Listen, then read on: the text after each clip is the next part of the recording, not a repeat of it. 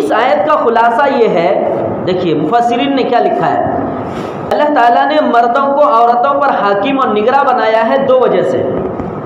پہلی وجہ تو یہ ہے کہ اللہ تعالیٰ نے ظاہری جسم و جسہ اور بہت سے باطنی کمالات اور خوبیوں کے اعتبار سے مردوں کو عورتوں پر فضیلت اور برتری عطا فرمائی، اور دوسری وجہ یہ ہے کہ مرد عورتوں پر اپنا مال خرچ کرتے ہیں اور مہر، خوراک اور تمام ضروریات کی ذمہ داری قبول کرتے ہیں، لہذا عورتوں کو مردوں کی حکم برداری کرنی چاہیے۔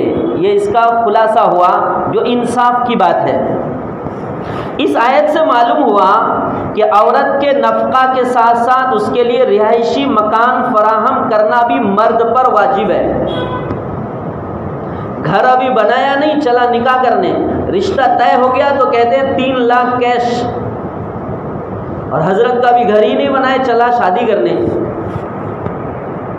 یہ سماج کی بات کر رہا ہوں جو واقع ہے کہ جس طرح نفقہ عورت کا خرچہ اور مرد پر واجب ہے، اسی طرح اس کے رہائشی مکان فراہم کرنا بھی اس کے اوپر واجب ہے۔ اسی طرح مکان کے ساتھ ساتھ مکان کے لوازمات اور ضروریات کی فراہمی بھی شوہر کے ذمے ضروری ہے۔ ان چیزوں کی فراہمی پر دلہن یا اس کے سرپرستوں کو مجبور نہیں کیا جا سکتا۔ یہ کچھ شرعی اور اسلامی باتیں بتلائی جاتی ہیں ممبر سے، بلکہ ذمہ داری مرد کی ہے کہ وہ گھر اور گھر کا ضروری سامان مہیا کرے، گھر کے تمام ضروری سامان مہیا کرے، یعنی گھر کا تمام ضروری سامان، جیسے چھوٹی چھوٹی باتیں بھی تفسیر میں لکھی ہے، چولہا، چکی، برتن، بستر، نہانے دھونے کے تمام لوازمات، پلنگ، گادی، تکیے، صوفے، کرسی، اور کیا کیا چیزوں کی ضرورت ہے، پنکھا، اے سی، واشنگ مشین، یہ تمام جن چیزوں کی سماج میں وہ اپنے طور پر ضرورت کرنا چاہتا ہے، وہ سب سے پہلے گھر کو سجائے، اس نیت سے نہیں کہ نکاح کے بعد میرا گھر بھر جائے گا۔ قرآن و حدیث میں کہیں بھی اس کا اشارہ تک نہیں ملتا کہ اس قسم کی چیزوں کی فراہمی لڑکی یا اس کے باپ کے ذمے ہو۔ قرآن اور حدیث میں کہیں بھی اس کا اشارہ تک نہیں ملتا کہ لڑکی یا باپ کے ذمے یہ چیزیں ہوں، بلکہ جب باپ اپنی لڑکی کو رخصت کرے تو اس کے ساتھ بطور جہیز سامان بھی دے۔ یہ ایک خلاف عقل اور خلاف فطرت بات ہے، خلاف عقل بھی ہے اور خلاف فطرت بھی ہے، اور یہ ایک غیر اسلامی طریقہ ہے۔ کیوں؟ اس لیے کہ جو اسلام کو نہیں مانتا وہ بیٹیوں کو وارث میں حصہ نہیں دیتے، وراثت میں بیٹیوں کو حصہ نہیں دیتے، اس لیے باپ بوقت نکاح اس سے جو ہوتا ہے وہ دے دیتا ہے، بوقت نکاح ہی وہ جو کچھ دینا ہو دے دیتا ہے، اس لیے کہ بعد میں پھر اس بیٹی کا اس ماں باپ کے گھر میں کوئی حصہ نہیں رہتا۔ گویا ان کے یہاں نکاح ہو جانے کے بعد بچی باپ سے بالکل جدا ہو جاتی ہے، اور باپ کی میراث میں اس کا کوئی حق نہیں ہوتا۔ جب یہ جہیز ہندوؤں کی اور غیر اسلامی رسم ہے تو ہم مسلمانوں کو اس سے بچنا کتنا ضروری ہے۔ اب آئیے اصل پوائنٹ پر کہ ہم جو باتیں ابھی میں نے تمہیدی طور پر کی ہے اس کی دلیل کیا ہے۔ میں اگر ترجمہ ہی کر دوں ڈائریکٹ تو اور زیادہ بہتر ہے، شاید میری زبان سے یہ تحریر زیادہ اثر انداز ہو۔ میں آپ حضرات کو ایک خاص پیغام دینے کے لیے یہ عنوان لیا ہوں، اس لیے پہلے ہی میں نے ارادہ کروایا، یہاں بیٹھ کر ارادہ تو کریں، راہیں اللہ کھولے گا، اور جو ارادہ کرتا ہے نیکیوں پر چلنا چاہتا ہے اللہ پاک اس کے راستے کو کبھی نہیں روکتا۔ بہت سے لوگ یہ اشکال کرتے ہیں، سوال کرتے ہیں کہ حضور صلی اللہ علیہ وسلم نے بھی اپنی صاحبزادی حضرت فاطمہ رضی اللہ تعالیٰ عنہ کو کچھ چیزیں رخصتی کے وقت دی تھی۔ یہ بڑی دلیل بناتے ہیں کہ کچھ چیزیں نبی صلی اللہ علیہ وسلم نے اپنی حیثیت سے دی تھی، ہم اپنی حیثیت سے دے رہے ہیں۔ کمال ہے تمہاری زبان پر، تم رسول اللہ سے زیادہ حیثیت والے ہو۔ رسول اللہ اشارہ کر دے تو مکے کا پہاڑ سونے کا بن جاتا، مدینے کا وادی سونے سے بھر جاتا، اس سے زیادہ حیثیت والے ہم ہو گئے۔ تو دلیل بنا کر کہتے ہیں کہ رسول اللہ صلی اللہ علیہ وسلم کو جیسی وسعت تھی آپ نے ویسے دیا، اللہ نے ہم کو دیا ہے تو ہم اپنی حیثیت سے دیں گے۔ یہ دلیل غلط ہے، یہ دلیل غلط ہے۔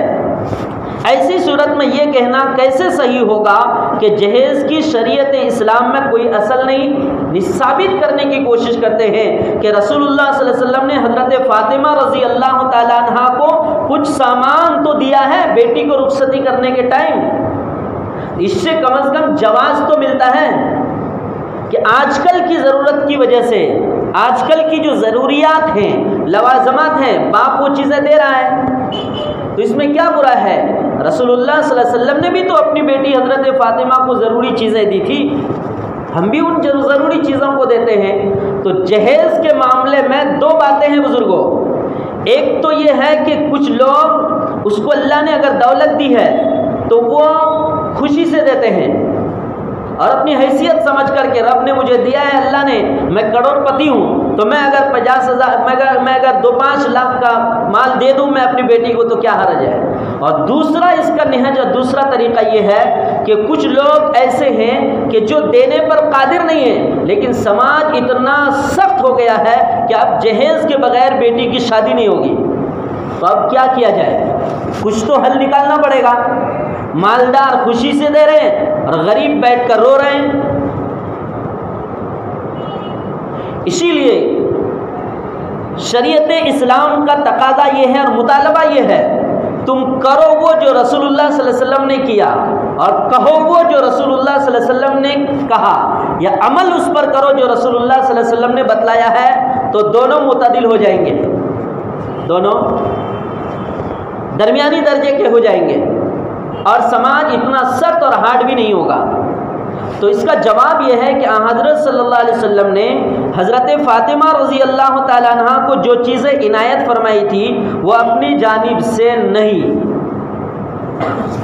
ایک بات تو دماغ میں یہ رکھیے، پچھلی پوری تقریر کے سے خالی ذہن بنا، آپ پوائنٹ دھیان میں رکھیے کہ رسول اللہ صلی اللہ علیہ وسلم نے حضرت فاطمہ رضی اللہ تعالیٰ عنہ کو جو کچھ بھی دیا، جو کچھ بھی عنایت فرمائی، وہ اپنی طرف سے نہیں دیا، اپنے جیب سے نہیں دیا، اپنے پیسے سے نہیں دیا۔ یہ بات کلیئر ہو گئی۔ تو پھر اس پر تفصیل کیا ہے؟ بلکہ حضرت علی رضی اللہ تعالیٰ عنہ کی رقم سے خرید کر دی۔ بیٹی کی شادی کس سے ہوئی؟ حضرت علی رضی اللہ تعالیٰ عنہ سے۔ اور شریعت یوں کہتی ہے کہ نبی نے جو کچھ دیا اپنی طرف سے نہیں دیا بلکہ حضرت علی رضی اللہ تعالیٰ عنہ کی رقم سے، یعنی داماد کے ہی رقم سے خرید کے دیا۔ اچھا، اس وقت نبی صلی اللہ علیہ وسلم کا رشتہ حضرت علی رضی اللہ تعالیٰ عنہ سے جو تھا، وہ حضرت علی رضی اللہ تعالیٰ عنہ سے جو تھا تو وہ صرف اس بنیاد پر نہیں کہ رشتہ طے ہوا ہے، تو بچپن سے نبی صلی اللہ علیہ وسلم نے ان کی پرورش کی ہے، تو وہ گھر کے ایک فرد تھے۔ تو نبی صلی اللہ علیہ وسلم نے اپنی طرف سے نہیں بلکہ حضرت علی رضی اللہ تعالیٰ عنہ کی رقم سے خریدی تھی، جیسا کہ علامہ زرقانی رحمۃ اللہ علیہ نے شرح مواہب میں نقل کیا کہ حضور صلی اللہ علیہ وسلم نے نکاح سے قبل حضرت علی رضی اللہ تعالیٰ عنہ سے فرمایا، علی آپ کے پاس کچھ ہے؟ کیا فرمایا؟ آپ کے پاس کچھ ہے؟ انہوں نے جواب دیا، ایک گھوڑا اور ایک زرہ جو جنگ میں پہننے کا کام آتا ہے۔ تو آپ صلی اللہ علیہ وسلم نے فرمایا، گھوڑا تو تمہاری ضرورت کی چیز ہے، وہ اپنے پاس رکھ لو، البتہ زرہ فروخت کر کے اس کی قیمت لے کے آؤ۔ دیکھیے یہ بات اصل میں مجھے آج کی تقریر میں بتانا ہے، یاد رکھیے، گھر میں جا کر ایک بار نہیں 10 بار اس کو بیان کیجیے، بیوی بچوں کے سامنے رات کو عشاء کے بعد تعلیم کے حلقے بنا کر بولیے آج ہم نے اور ہم یہاں سے جو بات بیان کریں وہ بالکل پکی بات ہے، آپ میرے سند سے اور ممبر کے سند سے بیان کیجیے۔ تو ٹھیک ہے، گھوڑا رکھ لیجئے، زیرہ بیچ کر اس کی قیمت لے آؤ۔ حضرت علی رضی اللہ تعالیٰ نے وہ زیرہ حضرت عثمان رضی اللہ تعالیٰ کے ہاتھ 480 درہم میں فروخت کی۔ کتنی قیمت لگی اس کی؟ 480 درہم میں، اور قیمت لا کر آپ صلی اللہ علیہ وسلم کو دے دی۔ داماد نے پیسے لا کے کس کو دیا؟ نبی مت بولیے، ابھی بولیے سسر کو دیا۔ داماد نے پیسے لا کے کس کو دیا؟ سسر کو دیا۔ اب سماج دیکھیے، سسر پیسے لے کے داماد کے پاس جاتے ہیں، پتہ نہیں ادھر کا کیا ماحول ہے۔ ہم نے بہت جگہوں کا یہ ماحول نظر سے دیکھا ہے کہ لڑکا پہلے پیسے کیش طے کرتا ہے، 2 لاکھ چاہیے، 3 لاکھ چاہیے، 5 لاکھ چاہیے پیسے، باقی جو کچھ دینا وہ بعد میں بات کریں گے، آپ کے ہم رشتہ کریں گے، 3 لاکھ روپے پہلے کیش۔ اور یہاں داماد لا کر کے سسر کو پیسے دے رہے ہیں، تو نبی صلی اللہ علیہ وسلم کے خدمت میں پیش کر دیا۔ حضور صلی اللہ علیہ وسلم نے حضرت بلال اور حضرت انس کی والدہ ام سلیم رضی اللہ تعالیٰ عنہ کو بلوا کر کچھ رقم انہیں دی اور خوشبو وغیرہ لانے کے لیے آرڈر دیا، اور باقی رقم گھریلو سامان اور ضروریات کے انتظام کے لیے حضرت بلال کے سپرد کر دی۔ پیسے آپ نے ہاتھ میں دے کر فلاں فلاں کو خوشبو وغیرہ کے لیے اور گھریلو ضروری سامان کے لیے آپ نے دے دی۔ حضور صلی اللہ علیہ وسلم کے حکم کے مطابق حضرت بلال اور ام سلیم رضی اللہ عنہما نے بناؤ سنگار کے کچھ سامان اور مزید کچھ درج ذیل چیزوں کا بندوبست کیا۔ سونے کے لیے بان کی ایک چارپائی، کھجور کی پتیوں سے بھرا ہوا چمڑے کا گدا، پانی کا مشکیزہ، ایک چھاگل، مٹی کے 2 گھڑے اور چکی کے 2 پاٹ۔ یہ ہیں حضرت فاطمہ رضی اللہ تعالیٰ عنہ کی جہیز کی حقیقت، جس کو لوگ دلیل بناتے ہیں، جس میں حضور صلی اللہ علیہ وسلم کی حیثیت واضح طور پر صرف منتظم کی دکھائی دیتی ہے کہ آپ ایک منتظم ہیں، انتظام کرنے والے، مینجمنٹ ہیں آپ۔ ایسی صورت میں اس کو جہیز نہیں کہہ سکتے۔ کوئی بھی کہہ سکتا ہے اس کو جہیز؟ ایسی صورت میں اس کو کوئی بھی جہیز نہیں کہہ سکتا، کیونکہ وہ دلہن کے والد یعنی حضرت صلی اللہ علیہ وسلم کی طرف سے نہیں دیا گیا، بلکہ داماد سے حاصل کردہ مہر کے پیسوں سے دیا گیا۔ کمال ہے، بولے مہر کے پیسوں سے، یہی پیسے مہر میں طے ہوئے تھے، مہر کے پیسوں سے دیا گیا، لہذا اس کو مروجہ جہیزوں سے کوئی نسبت نہیں ہے۔ نیز اگر یہ سامان جہیز کے طور پہ ہوتا تو یہ کسی طرح ممکن نہ تھا کہ حضور صلی اللہ علیہ وسلم حضرت فاطمہ رضی اللہ تعالیٰ عنہا کو تو دیں اور دوسری صاحبزادیوں کو نہ دیں۔ یہ دلیل بناتے ہیں نا کہ حضرت فاطمہ کو نبی نے یہ دیا، تو باقی اور بیویوں کے بارے میں کتابوں میں یہ کیوں نہیں ملتا ہے کہ فلاں فلاں کو آپ نے کیا دیا، حضرت ام کلثوم کو آپ نے کیا دیا، حضرت رقیہ کو آپ نے کیا دیا، حضرت زینب کو آپ نے کیا دیا؟ اس کی تفصیل کتابوں میں کچھ نہیں ملتی ہے کہ آپ نے ان کے لیے کتنا سامان تیار کیا جہیز کا۔ تو اسی کو فرماتے ہیں مفسر کہ کمال ہے، نبی صلی اللہ علیہ وسلم تو حضرت فاطمہ کو دیں اور باقی دوسری بیٹیوں کو نہ دیں، جبکہ نبی صلی اللہ علیہ وسلم کا خود فرمان ہے، بخاری شریف اور مسلم شریف کی روایت ہے، وَعْدِلُوا بَيْنَ أَوْلَادِكُمْ، اپنے اولاد کے درمیان دینے میں برابری کا انصاف کا فیصلہ کرو۔ تو نبی کیسے ناانصافی کر سکتے ہیں؟ اگر جہیز کی شریعت کی نظر میں کوئی حیثیت ہوتی تو حضور صلی اللہ علیہ وسلم کی 4 صاحبزادیاں تھیں، آپ سب کو جہیز دیتے، مگر کسی روایت سے ثابت نہیں کہ آپ نے حضرت فاطمہ رضی اللہ تعالیٰ عنہ کے علاوہ اور کسی صاحبزادی کو اس قسم کی چیزیں آپ نے عنایت فرمائی ہوں۔ یہاں یہ سمجھنا بالکل غلط ہوگا کہ لڑکی والے لڑکے سے کچھ روپیہ وغیرہ لے سکتے ہیں، لڑکی والے لڑکے والے سے کچھ روپیہ لے سکتے ہیں اور دلیل بناتے ہیں، بولتے ہیں، عجیب عجیب دماغ کے لوگ ہیں سماج میں، کہتے ہیں نبی صلی اللہ علیہ وسلم نے حضرت علی رضی اللہ تعالیٰ عنہ سے پیسہ لیا، 480 درہم پیسہ لیا، یعنی سسر داماد سے لیے، تو کہتے ہیں کہ یہ بھی دلیل بنانا صحیح نہیں ہے کہ حضور صلی اللہ علیہ وسلم نے حضرت علی رضی اللہ تعالیٰ عنہ سے رقم لے کر پھر حضرت فاطمہ رضی اللہ تعالیٰ عنہ کی شادی کی تھی۔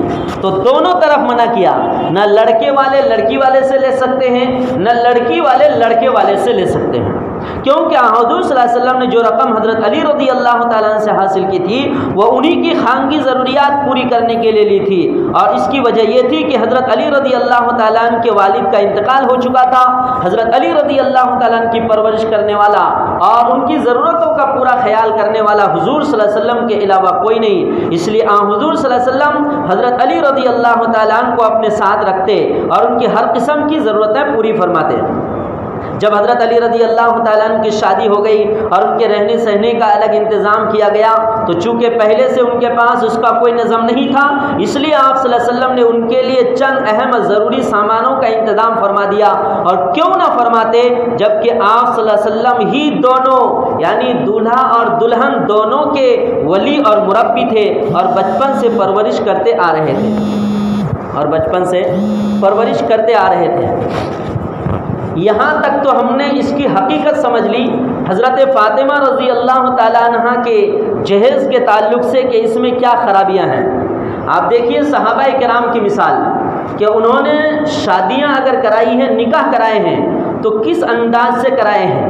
یہ تو رسول اللہ صلی اللہ علیہ وسلم نے مثال پیش کی حضرت مصعب بن عمیر رضی اللہ تعالیٰ نے اپنی ایک صاحبزادی کا نکاح ایک ایسے متقی پرہیزگار آدمی کے ساتھ کر دیا جو انتہائی غریب درجے کے تھے اور ازدواجی زندگی گزارنے کے لیے ان کے پاس کوئی سامان موجود نہیں تھا.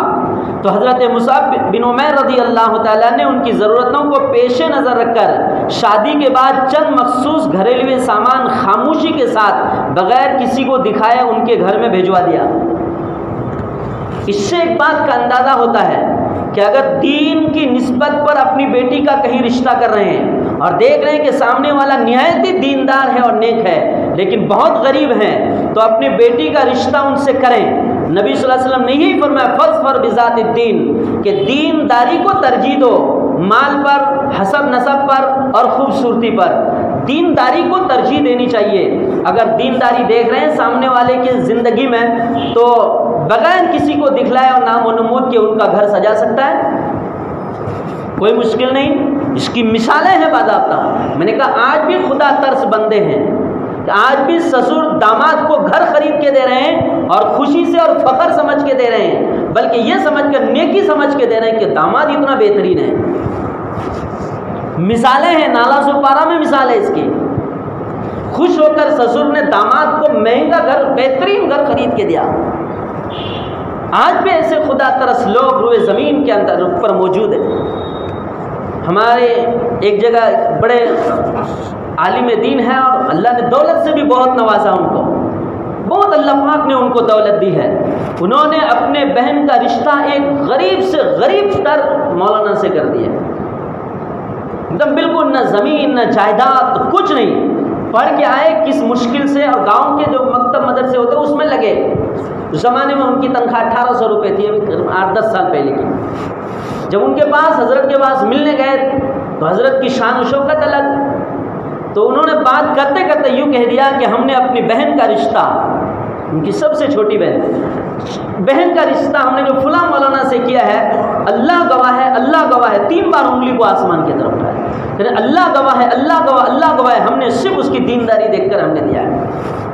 ورنہ اس گھرانے کی لڑکی اس گھرانے میں آ جاتی ہماری نظریں قبول نہیں کرتی کہ ایسا کیسے ہو گیا. ابھی اتنی بہترین زندگی گزار رہے ہیں. اس لیے بزرگوں مثالیں موجود ہیں روئے زمین میں. میں ایک آخری بات عرض کرتا ہوں. ایک صحابی ہیں حضرت عبد الرحمن بن عوف رضی اللہ تعالیٰ، سب کوئی جانتے ہیں.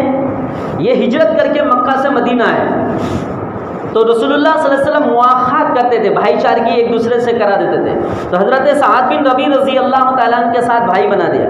اور سعد بن ربیع رضی اللہ تعالیٰ عنہ مدینے کے اس وقت امیر ترین آدمی تھے. تو حضرت سعد بن ربیع رضی اللہ تعالیٰ عنہ کہنے لگے کہ یا عبد الرحمن، اللہ کے نبی نے میرا بھائی بنا دیا آپ کو، تو میری 2 بیویاں ہیں، ایک کو میں طلاق دیتا ہوں، اس کی عدت کے بعد آپ اس سے نکاح کر سکتے ہیں ایک دم آسانی کے ساتھ، کوئی خرچ نہیں، کوئی بارات نہیں، کچھ نہیں. اور میرے 2 باغ ہیں کھجور کے بڑے بڑے، ان میں سے ایک باغ آپ کے نام الاٹ کر دیتا ہوں، پیپر بنا دیتا ہوں. تو انہوں نے کیا کہا، نہیں، اللہ آپ کے مال میں اور آپ کے اہل میں برکت عطا فرمائے. دلنی علی سوقین، مجھے کسی بازار کا راستہ بتا دو. دلنی الی سوقین، مجھے کسی بازار کا راستہ بتا دو.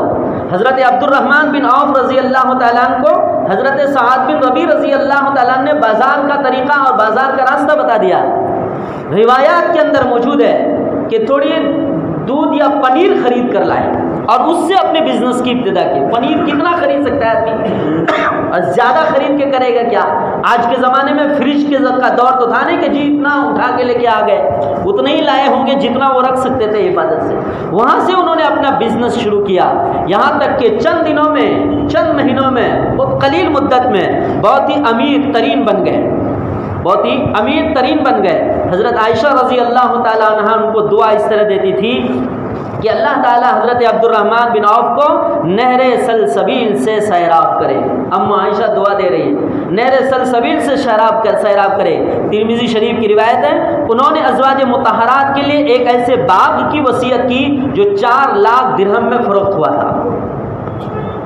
ازواج مطہرات کے لیے آئے تھے تو ہاتھ میں کچھ نہیں، ابھی اتنے بڑے امیر ترین انسان بنے ہیں کہ 4 لاکھ درہم کے درہم کا باغ ازواج مطہرات کے لیے اور ان کے خرچ کے لیے، ان کے دیکھ ریکھ کے لیے۔ یہ حضرت عبد الرحمن بن عوف کی مالی قربانیوں کی ایک چھوٹی سی مثال ہے، ورنہ ان کی پوری زندگی تو اللہ کے راہ میں خرچ کرنے سے لبریز ہے۔ ایک دفعہ تمام بدری صحابی، بڑی دلچسپ بات ہے، تمام بدری صحابی کا مطلب اسلام کی پہلی جنگ، جو جنگ بدر میں جو 313 صحابہ شریک ہوئے تھے اور جتنے اس وقت حیات سے تھے، سب کو 400 دینار دینے کا اعلان کر دیا۔ آج کہتے ہیں نا کہ جی اتنے لوگوں کو جمع کرو، تمام بدری صحابہ کو بلاؤ، امیر ہو یا غریب ہو، وہ مستحق ہو یا نہ ہو، چونکہ مال زکوٰۃ کا نہیں ہے، فی سبیل اللہ خرچ کرنے کا۔